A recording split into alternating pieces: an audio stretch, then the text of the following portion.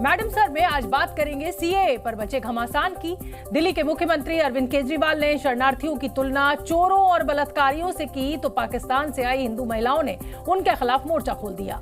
बात करेंगे share market में जारी उठापटक की भी।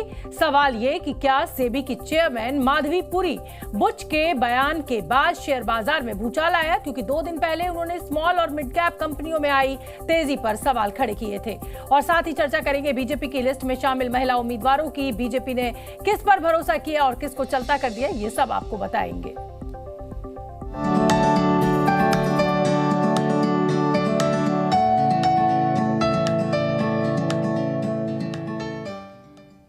पाकिस्तान, बांग्लादेश और अफगानिस्तान से आए शरणार्थियों को भारत की नागरिकता देने वाले कानून सीएए की अधिसूचना जारी हुई तो इन देशों से आई महिला शरणार्थी जश्न मनाती हुई दिखी।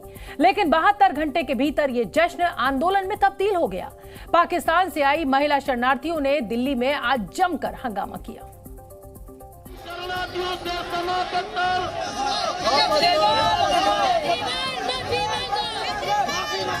इन नारों, इन पोस्टर बैनर्स, इन लाल आंखों और इन बौखलाए चेहरों को देखकर आप समझ ही गए होंगे कि पाकिस्तान से आई महिला शरणार्थी किस बात से नाराज हैं, वो किसकी मुखालफत कर रही हैं। और अगर आपको अब भी समझ नहीं आया तो दिल्ली के मुख्यमंत्री अरविंद केजरीवाल का ये बयान सुनिए।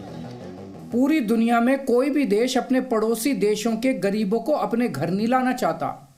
पड़ोसी देशों के लोगों को अपने देश में आने से रोकने के लिए पूरी दुनिया में हर देश तरह तरह के कानून बनाता है, बॉर्डर पे दीवारें लगाता है, बॉर्डर पे बिजली की तारें लगाई जाती हैं ताकि पड़ोसी देश का कोई भी व्यक्ति हमारे देश के अंदर ना आ सके। बीजेपी शायद अकेली पार्टी है पूरी दुनिया की जो पड़ोसी देश के गरीब लोगों को अपने देश में घुसाने के लिए दरवाजे खोल रही है, बिल्कुल उल्टा कर रही है। अरविंद केजरीवाल ने ये भी कहा कि ये 1947 से भी बड़ा माइग्रेशन होगा। कानून व्यवस्था चरमरा जाएगी। दिल्ली में चोरी, रेप, डकैती जैसे अपराध बढ़ जाएंगे। सीएए लागू होने के बाद अगर पड़ोसी देशों के 1.5 करोड़ अल्पसंख्यक भी भारत आ गए तो स्थिति खतरनाक हो जाएगी। कितने लोग पसंद करेंगे बांग्लादेश से, पाकिस्तान से अगर झुग्गी लगा के आपके पता नहीं वो कौन लोग हैं, क्या हैं, सारी कानून व्यवस्था चरमरा जाएगी। चोरियां, डकैतियां, बलात्कार बढ़ेंगे हमारे देश के अंदर। अरविंद केजरीवाल ने सीएए की मुखालफत की तो पाकिस्तान से प्रताड़ित होकर भारत आई महिला शरणार्थियों ने उनके खिलाफ मोर्चा खोल दिया।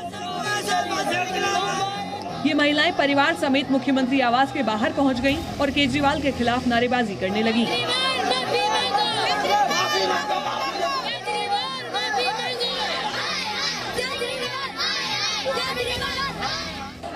कानून को लेकर दिल्ली के मुख्यमंत्री अरविंद केजरीवाल ने जो बयान दिया उसके विरोध में तमाम पाकिस्तान से आए हिंदू शरणार्थी इस समय सिविल लाइन्स इलाके में केजरीवाल के घर से कुछ दूरी पर ही बैठे हुए हैं, विरोध प्रदर्शन कर रहे हैं। ये तमाम महिलाएं जो यहाँ पर आप देखेंगे अपने हाथ में केजरीवाल के खिलाफ जो स्लोगन्स लिखे हैं वो बैनर पोस्टर्स लेकर पहुंची हुई हैं।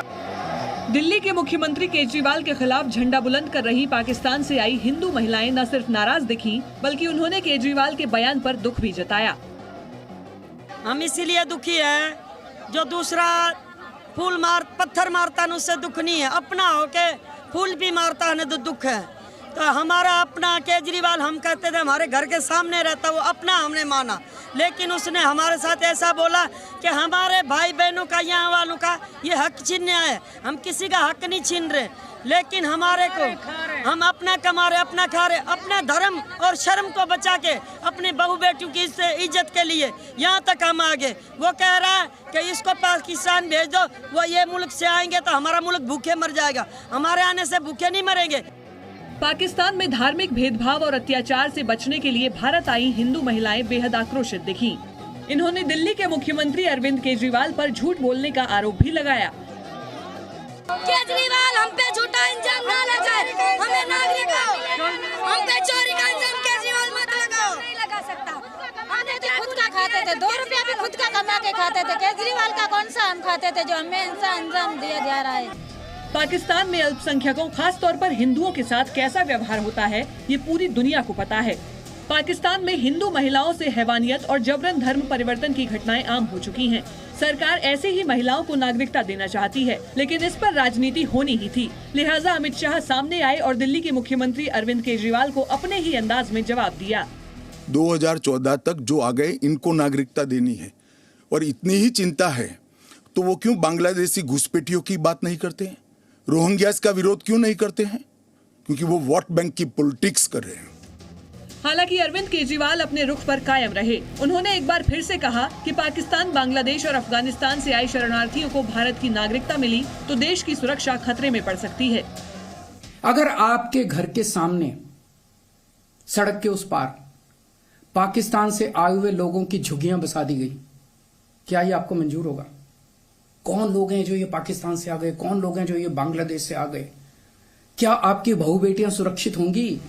सवाल ये है कि क्या अरविंद केजरीवाल की चिंता वाजिब है? क्या विपक्ष की ओर से किया जा रहा CAA का विरोध सही है? और उससे भी बड़ा सवाल ये है कि पिछले कई सालों से भारत में रह रही महिला शरणार्थियों का क्या होगा?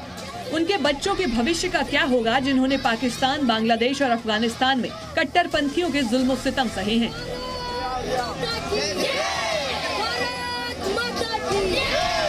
जिनमें हिंदू भी हैं, सिख भी हैं और जैन धर्म को मानने वाले भी। वैसे बांग्लादेश और अफगानिस्तान को छोड़ सिर्फ पाकिस्तान की बात करें तो वहां अल्पसंख्यक समुदाय की महिलाओं के साथ अत्याचार की इंतहा हो चुकी है। बलात्कार से लेकर हिंदू महिलाओं का जबरन धर्म परिवर्तन लगभग रोजाना की खबर बन चुकी है। आंकड़े भी इसकी तस्दीक करते हैं। मीडिया रिपोर्ट्स के मुताबिक पाकिस्तान में 2016 से 2022 तक बलात्कार की 23,581 घटनाएं दर्ज की गई, जिनमें सबसे ज्यादा पीड़ित अल्पसंख्यक समुदाय की लड़कियां और महिलाएं ही शामिल थी। यही नहीं, हर वर्ष करीब 1,000 महिलाओं का धर्म परिवर्तन हुआ। इनका शादी के नाम पर या फिर जबरदस्ती धर्म परिवर्तन किया गया। एक NGO के मुताबिक पाकिस्तान में शादी के नाम पर सिर्फ इस साल अभी तक 124 महिलाओं और युवतियों का जबरन धर्म परिवर्तन कराया जा चुका है। अल्पसंख्यक महिलाओं और युवतियों के जबरन धर्म परिवर्तन के मामले पिछले साल की तुलना में 59% बढ़े हैं। यानी पाकिस्तान में अल्पसंख्यक महिलाओं के खिलाफ अत्याचार पहले से ज्यादा बढ़ा है।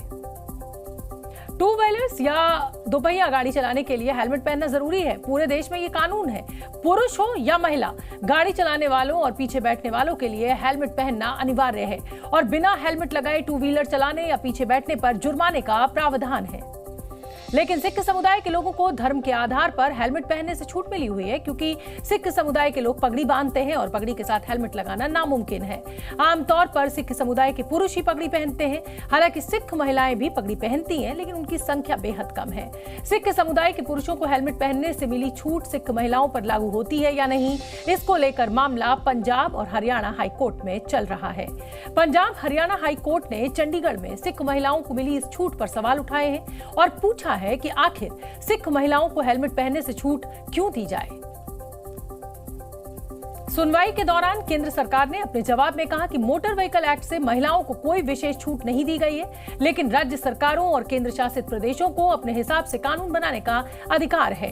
चंडीगढ़ प्रशासन ने हाई कोर्ट को जानकारी दी कि 6 जुलाई 2018 को मोटर व्हीकल एक्ट में संशोधन किया गया और सिर्फ पगड़ी पहनने वाली महिलाओं को हेलमेट से छूट का प्रावधान किया गया था और बाकी सब महिलाओं के लिए हेलमेट पहनना अनिवार्य किया गया था। लेकिन तब कई धार्मिक संगठनों ने इस फैसले का विरोध किया था, जिसके बाद चंडीगढ़ प्रशासन ने केंद्र सरकार से इस मुद्दे पर एडवाइजरी मांगी, जिसके जवाब में केंद्र सरकार ने सभी सिख महिलाओं को हेलमेट से छूट देने की राय रखी थी। उसके बाद चंडीगढ़ प्रशासन ने नियम बदले और सिख महिलाओं को हेलमेट पहनने से आजादी मिल गई। इस जवाब पर हैरानी जताते हुए हाईकोर्ट ने पूछा कि हेलमेट पहनने से किसी की धार्मिक भावनाएं कैसे आहत हो सकती हैं। साथ ही हाईकोर्ट ने यह भी कहा कि इस मामले में उस वक्त की केंद्र सरकार का रुख भी समझ से परे है। हाईकोर्ट ने पूछा कि क्या हेलमेट नहीं पहनना सिख महिलाओं की सुरक्षा से खिलवाड़ नहीं है? दोपहिया चला रही या पीछे बैठी महिला सिख है, इसकी पहचान कैसे होगी?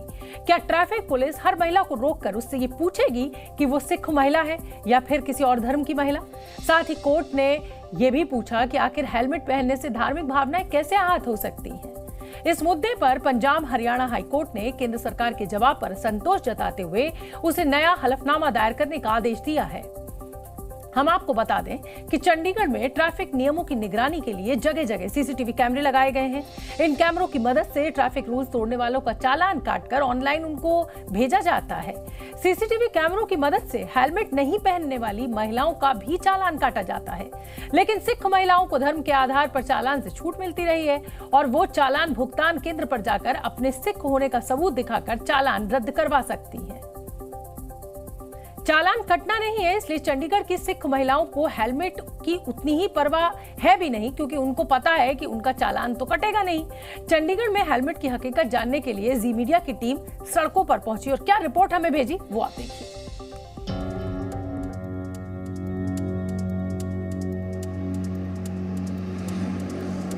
चंडीगढ़ में हेलमेट का रियलिटी चेक करने के दौरान कई महिलाओं के सिर पर हेलमेट दिखाई दिया। हालांकि बहुत सी महिलाएं बिना हेलमेट के नजर आईं।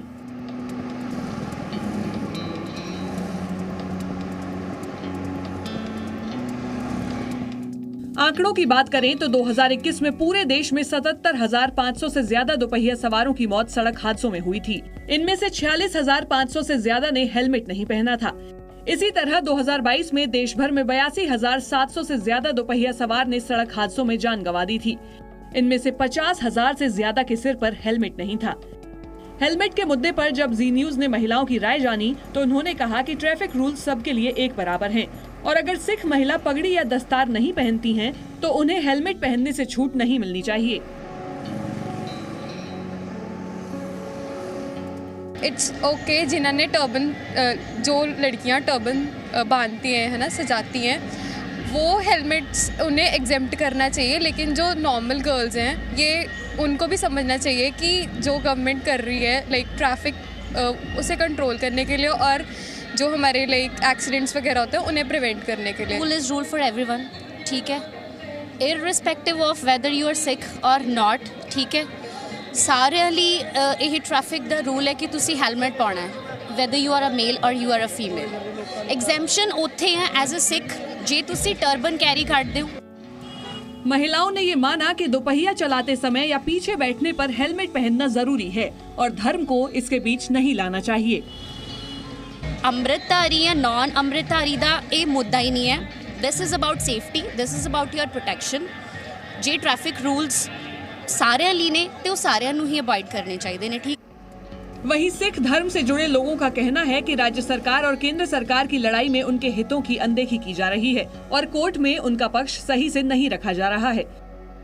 समय समय जो कोर्टों को, जुडिशरी को गुमराह करने की कोशिश की जाती है सरकार की तरफ से, सरकार आप जिम्मेवारी नहीं लेना चाहती।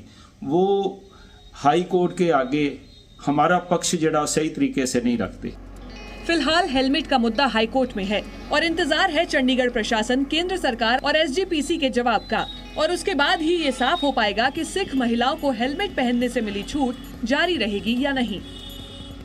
मैं भी एक सिख हूँ और जब मैं स्कूटी चलाती हूँ या फिर दो पहिया वाहन चलाती हूँ तो मैं भी हेलमेट का प्रयोग करती हूँ। इसका मेरे धर्म से कोई लेना देना नहीं, बल्कि मेरी सेफ्टी के लिए ही जो ये ट्रैफिक रूल्स हैं ये बनाए गए हैं। और मैं उम्मीद करती हूँ कि इन सब को हम धर्म से ना जोड़ के अगर औरत की सुरक्षा से जोड़े तो बहुत सही होगा। कैमरामैन प्रमोद सिंह के साथ पवित कौर, जी मीडिया, चंडीगढ़।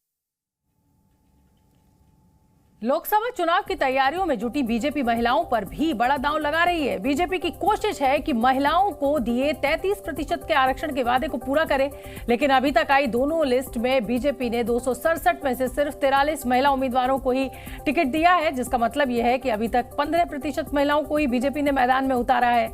इसमें 19 महिलाओं को पहली बार टिकट दिया गया है। लोकसभा चुनाव में हर पार्टी अपने अपने सियासी दांव आजमा रही है। हर दल की यही कोशिश है कि वो चुनाव में ऐसा सियासी समीकरण बिठाए कि ज्यादा से ज्यादा सीटों पर उसकी जीत दर्ज हो। यही वजह है कि SC, ST, OBC समेत महिला प्रत्याशियों का चुनाव भी हर दल काफी सोच समझ कर रहा है। बीजेपी ने अब तक अपने प्रत्याशियों की 2 लिस्ट जारी की हैं। पहली लिस्ट में 195 और दूसरी लिस्ट में 72 प्रत्याशियों के नाम का ऐलान किया गया। यानी कुल मिलाकर बीजेपी अब तक अपने 267 प्रत्याशियों के नाम की घोषणा कर चुकी है। इन 267 प्रत्याशियों में बीजेपी ने पहली लिस्ट में 28 और दूसरी लिस्ट में 15 महिलाओं को टिकट दिया है। यानी बीजेपी अब तक 43 महिला उम्मीदवारों पर दांव लगा चुकी है, जो उसके घोषित प्रत्याशियों की कुल संख्या का 15% है। इन 43 महिला उम्मीदवारों में बीजेपी ने कुछ नए चेहरों पर दांव लगाया है, तो वहीं कई पुराने प्रत्याशियों को रिपीट भी किया है, जबकि इस लिस्ट में कई बड़े और चर्चित चेहरे भी शामिल हैं। इन 43 महिला उम्मीदवारों में बड़े और चर्चित नामों की बात की जाए जिन्हें फिर से मौका दिया गया है, तो उनमें शामिल कुछ नामों में स्मृति ईरानी, हेमा मालिनी, साध्वी निरंजन ज्योति, लॉकेट चटर्जी, डॉक्टर भारती पवार और पूनम बेन मैडम का नाम शामिल है।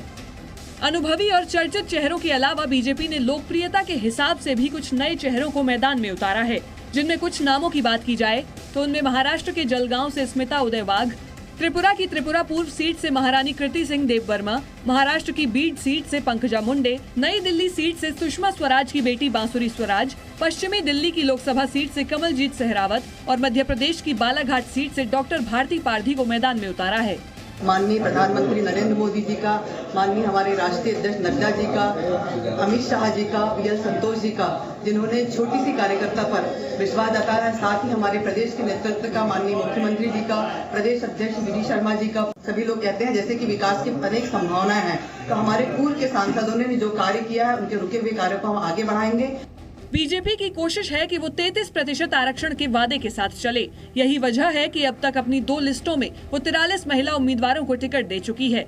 इससे पहले प्रधानमंत्री भी कई बार अलग अलग मंचों में महिलाओं के आरक्षण पर बात कर चुके हैं, जिसमें उन्होंने पिछली सरकारों को भी घेरा। हमने महिला हित में हर स्तर पर फैसले लिए, किसी के राजनीतिक स्वार्थ को महिला आरक्षण के सामने दीवार नहीं बनने दिया। जबकि इससे पहले जब भी ये बिल संसद में आए, लीपापोती हुई, सिर्फ नाम दर्ज कराएगी, ये निष्ठापूर्वक कभी प्रयास नहीं हुआ। बीजेपी जानती है कि आरक्षण के वादे को पूरा करने के साथ ही जिताऊ महिला प्रत्याशियों को भी मैदान में उतारना है। यही वजह है कि पहले की कुछ सांसदों के टिकट काटे भी गए, जिनमें एक नाम केंद्रीय मंत्री मीनाक्षी लेखी का भी शामिल है, तो वहीं कर्नाटक से सांसद और केंद्रीय मंत्री शोभा कारांडलाजे की सीट बदली गई है। तो चलिए मैडम सर में अब आगे बढ़ेंगे और आपके सामने अब जो मैं नाम लेने जा रही हूँ, आप बखूबी जानते हैं उस नाम को, मैथिली ठाकुर। जी हाँ, वो नाम जिसने कम उम्र में ही सुर और संगीत की दुनिया में अपना एक अलग ही मुकाम बना लिया है। कुछ दिन पहले प्रधानमंत्री नरेंद्र मोदी ने मैथिली को नेशनल क्रिएटर्स अवार्ड से सम्मानित किया था, तो खुद को उनका गीत सुनने से नहीं रोक पाए। मैथिली ठाकुर से खास बात की मेरी सहयोगी प्रिया सिंह ने। आपको सुननी चाहिए, बहुत मीठे गीत भी गुनगुनाए हैं, वो भी सुनिए। हमारे साथ मौजूद है जी न्यूज पर इस वक्त बिहार की बेटी मैथिली ठाकुर। बहुत स्वागत है मैथिली आपका जी न्यूज पर। धन्यवाद धन्यवाद। मैथिली, सबसे पहले तो हालिया आपको नेशनल क्रिएटर्स अवार्ड मिला है और इसको लेकर के सबसे पहले आपका अनुभव हम जानना चाहेंगे। बहुत कम उम्र में आपने संगीत की दुनिया में कदम रखा, पीएम से भी आपको अवार्ड मिला है, आप नेशनल क्रिएटर्स अवार्ड आपको मिला है। इस बारे में सबसे पहले बताइए हमारे दर्शकों को, ये सफर कैसा रहा, कितना अद्भुत था? बहुत अद्भुत रहा सब कुछ, क्योंकि प्रधानमंत्री जी से मिलने का सपना था और जिस तरीके से हम पहली बार मिले, उसमें भी अवार्ड मिला मुझे उनके हाथों से, तो ये बहुत बड़ी अचीवमेंट है मेरे लिए कि मैं प्रधानमंत्री जी से पहली बार मिली और पहली बार अवार्ड लेने के लिए मिली जी। और नेशनल क्रिएटर्स अवार्ड एक इतनी अच्छी पहल है, क्योंकि हम कभी सोच ही नहीं सकते थे कि वीडियोस बनाने के लिए, सोशल मीडिया पर प्रेजेंट रहने के लिए या फिर कंटेंट बनाने के लिए भी किसी को अवार्ड दे सकते हैं। और पूरी दुनिया में ये एक उदाहरण स्थापित किया है हमारे प्रधानमंत्री जी ने कि भारत में पहली बार नेशनल लेवल पर क्रिएटर्स अवार्ड दिया गया है और मुझे कल्चरल एम्बेसडर बनाया गया। ऐसा फील हुआ मुझे कि प्रधानमंत्री की नज़र हर चीज़ पर है, सबको वो ऑलरेडी जानते हैं। मुझसे मिले तो मुझे ऐसा महसूस हो रहा था कि मुझे भी ऑलरेडी वो जान रहे हैं। तो ये सब से बहुत मोटिवेशन भी मिलता है कि आगे भी हम लोग इस राह पे और बढ़े और मतलब निडर होके काम करते रहे। अभी तक पीएम को आपने रैलियों में, जनसभाओं में संबोधित करते हुए सुना होगा। क्या जब आपको फोन आया, जब आपको मैसेज आया होगा और इसके लिए आपको बताया गया होगा, जहन में सबसे पहला ख्याल क्या आया था कि पीएम ये अवार्ड दे रहे हैं, ये कैटेगरी भी अब भारत में लॉन्च किया गया है, सरकार ने नया कदम उठाया? सबसे पहली बात कि जब 4 तारीख को मुझे रात को पता चला कि ऐसा ऐसा अवार्ड होने वाला है और हम प्रधानमंत्री जी के सामने जब थे ना, हम कोई पार्टी पॉलिटिक्स नहीं सोच रहे हैं और हम लोग को भी लग ही नहीं रहा था कि वो कोई ऐसा कोई एक पॉलिटिशियन आ रहे हैं और भाषण देंगे या फिर हमको सुनना है उनको बैठ के 2 घंटे। बिल्कुल ऐसा नहीं था। वो हमारे लिए भी एक जो बोलते हैं ना, इन्फ्लुएंसर ऑफ इन्फ्लुएंसर्स तो खुद एक क्रिएटर के दायरे में आकर के उन्होंने हम सभी से बात की। पीएम को भी उस कैटेगरी में मैथिली ठाकुर ने रखा कि वो भी एक इन्फ्लुएंसर हैं। वो खुद है, लगता है, मैं खुद चाहूंगी कि जब मैं जैसे जैसे मेरी जर्नी आगे बढ़े तो मेरे अंदर वो पावर आए जो प्रधानमंत्री जी के अंदर है, कि वो किसी को भी सामने अगर बिठा कर किसी से भी बात करते हैं तो उसको ऐसा महसूस नहीं होता है कि कुछ अलग हो रहा है, मतलब बहुत ही रम जाते हैं वो। आपने जब संगीत को चुना था तो घर में माँ बाप का क्या रिएक्शन था, कितना सपोर्ट मिला, और कैसे मैथिली ठाकुर ने इतने कम उम्र में ये तय किया कि मुझे इस क्षेत्र में जाना है? ये बिल्कुल भी मेरा विजन नहीं था, ये मेरे पापा का विजन रहा। उनके लिए प्रायोरिटी था कि इतने घंटे का अभ्यास हो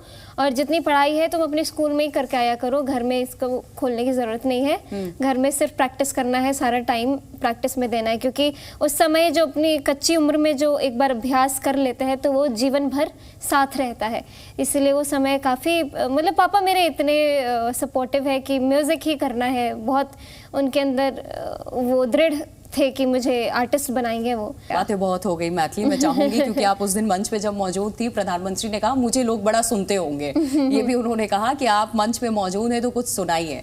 तो उस दिन जो आपने भारत मंडपम से पूरे देश को सुनाया था, प्रधानमंत्री ने जो आपको अब कहा, मैं चाहूंगी उसकी कुछ लाइनें जी न्यूज़ के दर्शकों को भी अगर आप सुनाना चाहें तो जरूर सुनाइए।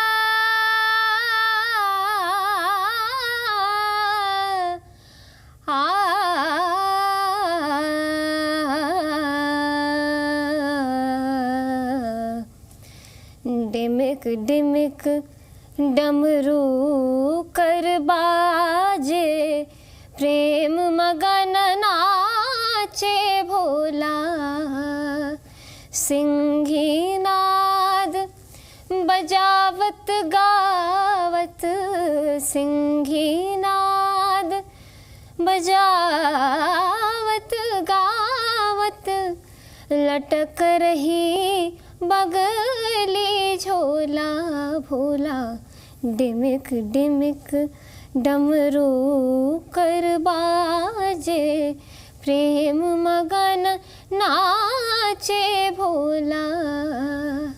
बहुत शानदार, ये माता सरस्वती की देन है जो इस तरीके से आपकी आवाज़ भी बेहद सुरीली है और अलग अलग तरीके के लोक गीत आपने गाए हैं। चलिए बहुत बहुत शुक्रिया मैथिली आपका और हमारे साथ इस कार्यक्रम में जुड़ने के लिए, और यकीनन आपने जो व्यूअर्स के साथ अपने आइडियाज़ शेयर किया, अपना जो व्यू शेयर किया, लोगों ने आपको बेहद पसंद किया होगा, और बहुत शुक्रिया आपका हमारे इस खास कार्यक्रम में आने के लिए, हमारे साथ जुड़ने के लिए। सोचिए आप बाजार में खरीदारी कर रहे हो और पीछे से कोई गाड़ी आए और आपको ठोकर मारकर चली जाए, क्या बीतती होगी उन लोगों पर जिनके साथ ऐसा होता होगा। कल दिल्ली में कुछ ऐसा ही हुआ। दिल्ली के गाजीपुर इलाके में एक लड़के ने 15 लोगों को कुचल दिया। कल रात 9:30 बजे आरोपी लड़का कार लेकर बाजार में घुसा, उसके बाद जो भी उसके रास्ते में आया उसे कुचलता हुआ वो आगे बढ़ गया। लोगों को घायल करने के बाद जब गाड़ी रुकी तब उसके ड्राइवर को बाहर निकालकर खूब पीटा गया। भीड़ ने गाड़ी को भी चकनाचूर कर दिया और ये तस्वीरें भी हम आपको दिखा रहे हैं, दिल्ली के गाजीपुर इलाके की ये तस्वीरें। गाड़ी पे डंडे भी बजा रहे, बंदा गाड़ी रोक के राजी नहीं है, उसने रोकी ही नहीं, वो ऑन द स्पॉट दब्बा आके भगा रहा है। कौन मर रहा है, कौन रगड़ा, लेडीज है, बच्चा है, ठिये वाले, बाजार वाले, किसी को नहीं देखा उसने। जिसमें सबसे पहले एक्सीडेंट जो हुआ था वो लेडीज का हुआ था, जिसके पैरों पर गाड़ी चढ़ी थी। और ड्राइवर की इन करतूतों से एक 22 साल की लड़की की मौत हो गई और अब उसके परिवार वाले पूछ रहे हैं कि आखिर उनकी बेटी का कसूर क्या था जो उसे अपनी जिंदगी गंवानी पड़ी।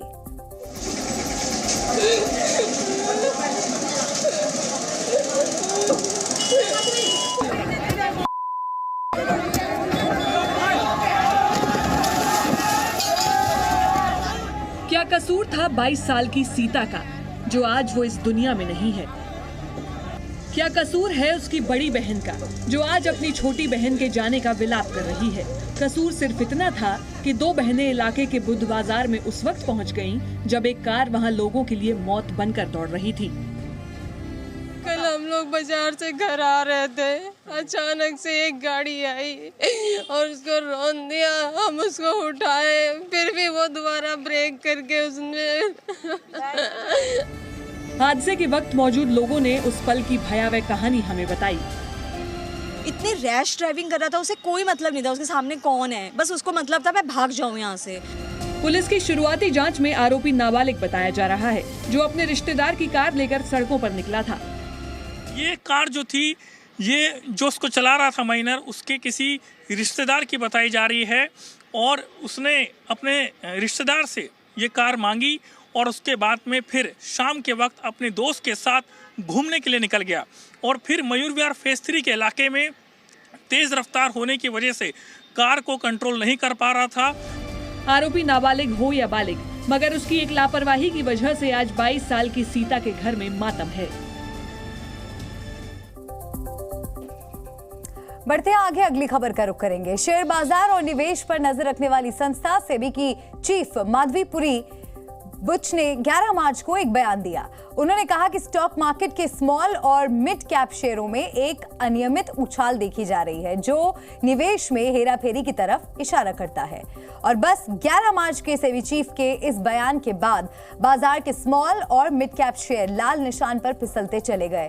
इनमें जिन निवेशकों ने पैसा लगाया था उन्हें जबरदस्त घाटा हुआ। सेबी के अध्यक्ष के बयान के बाद बाजार में जो भूचाल आया उसमें निवेशकों के करीब 14 लाख करोड़ रुपए एक झटके में चले गए। बीते 2 दिन से गोता खा रहे शेयर बाजार में कल सेंसेक्स में 900 पॉइंट्स की गिरावट आई, जबकि निफ्टी 22,000 के नीचे पहुंच गया। बीएसई के स्मॉल और मिड कैप इंडेक्स में 4.2% से ज्यादा की गिरावट रिकॉर्ड हुई। लेकिन सेबी चीफ माधवीपुरी ने जो बात कही वो शेयर बाजार में बीते कई दिनों से दिखाई दे रही थी। मार्केट के ट्रेंड में देखा गया कि बीते 25 दिनों में बीएसई स्मॉल कैप यानी बॉम्बे स्टॉक एक्सचेंज के छोटे शेयरों में शामिल 80% से ज्यादा शेयर्स का रिटर्न घाटे में रहा।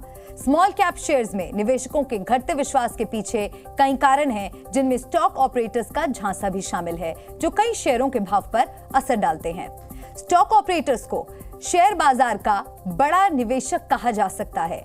ऑपरेटर किसी शेयर की कीमत को बढ़ाने के लिए उसमें मोटा पैसा लगाते हैं। आसान भाषा में समझें तो ऑपरेटर किसी शेयर को इतना पैसा खिला देता है कि फिर वो उनके इशारे पर चलता है। इसी तेजी को देखकर आम निवेशक मुनाफा कमाने के इरादे से उसमें निवेश करते हैं। लेकिन जैसे ही आम निवेशकों का मोटा पैसा उस शेयर में लगता है, ऑपरेटर अपना हाथ वापस खींच लेता है, यानी पैसा वापस निकाल लेता है और शेयर धड़ाम से नीचे गिर जाता है। हालांकि सेबी के नियमों के मुताबिक गलत तरीके से किसी शेयर के भाव को प्रभावित करना अपराध है, लेकिन इन पूरी तरह इस पर लगाम लगा पाना भी मुश्किल है। इसीलिए सेबी चीफ के बयान से निवेशकों में खलबली मच गई और बाजार धराशायी हो गया। 14 लाख करोड़ पानी में गए।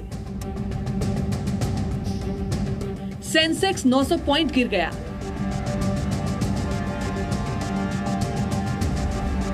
शेयर मार्केट में हाहाकार मच गया, जिसके पीछे सेबी की अध्यक्ष माधवीपुरी बुच के एक बयान को जिम्मेदार माना जा रहा है। सेबी चीफ ने कहा था कि कई छोटे और मझोले यानी स्मॉल और मिड कैप शेयर्स में दिख रही तेजी उनके फंडामेंटल या कहीं उनकी असल आर्थिक ताकत से मेल नहीं खाती, जो स्टॉक में हेराफेरी की तरफ इशारा करती है।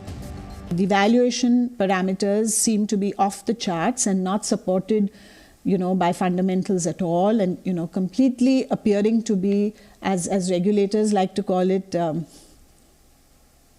irrational exuberance.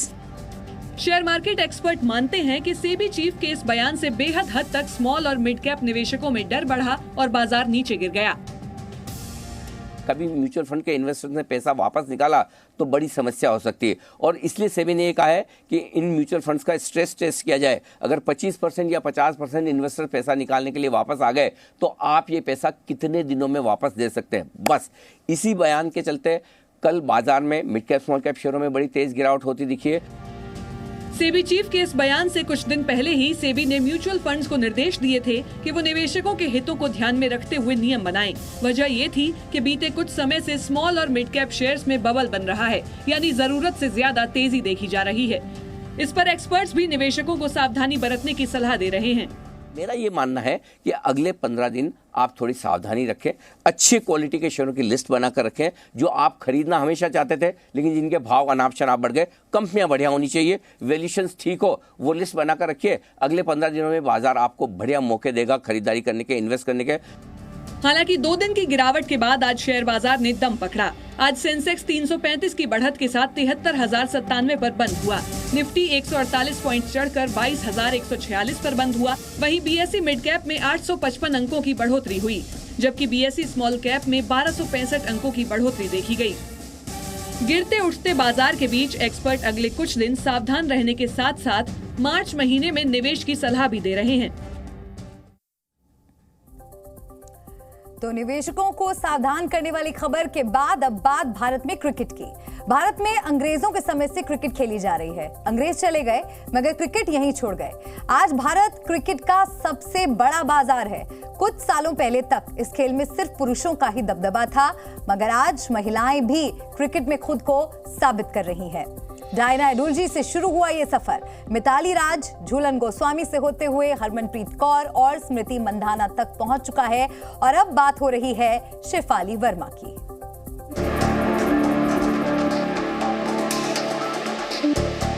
हरियाणा के रोहतक की रहने वाली शेफाली वर्मा को क्रिकेट का बहुत शौक था, मगर घर के पास लड़कियों की कोई ट्रेनिंग एकेडमी नहीं थी और लड़कों की एकेडमी में उन्हें जगह नहीं मिल रही थी।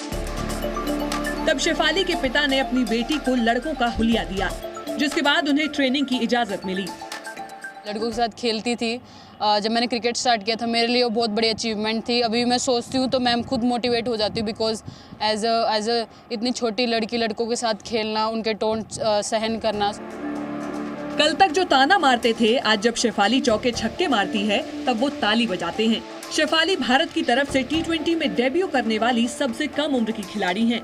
अब तक के अपने T20 करियर में उन्होंने 68 मैच खेले, जिसमें 130 की स्ट्राइक रेट से 1605 रन बनाए। बचपन में शेफाली ने जो सपना देखा था, आज भारत में वुमेन्स क्रिकेट के बढ़ते कद की वजह से वो पूरा हो रहा है। मैंने क्रिकेट खेलना स्टार्ट किया तो मैं लड़कों गेम देखती थी और वहाँ देखती कितना सारा क्राउड है, एंड मैं भी ये सोचती थी कि काश वुमेन्स क्रिकेट में और थोड़ा क्राउड बढ़े, लोग देखने हैं। बट या हमने ऐसे क्रिकेट खेल के दिखाया जिससे हमने लोगों को अट्रैक्ट किया है कि हमारी भी क्रिकेट देखो। शेफाली और उनके जैसी खिलाड़ी देश को बता रही हैं कि नए जमाने की लड़कियां बेलन के साथ बल्ला भी चला सकती हैं। और चलिए आगे बढ़ते हैं और जरा सोचिए, अगर महिलाएं नहीं होती तो दुनिया कैसी होती? महिलाएं नहीं होती तो आज क्या कुछ नहीं होता। अगर महिलाएं नहीं होती तो विंडशील्ड वाइपर नहीं होता। वो वाइपर जो आप गाड़ी चलाते वक्त विंडशील्ड को साफ रखने के लिए इस्तेमाल करते हैं। वाइपर्स के बगैर तो बरसात में ड्राइविंग भी नहीं की जा सकती।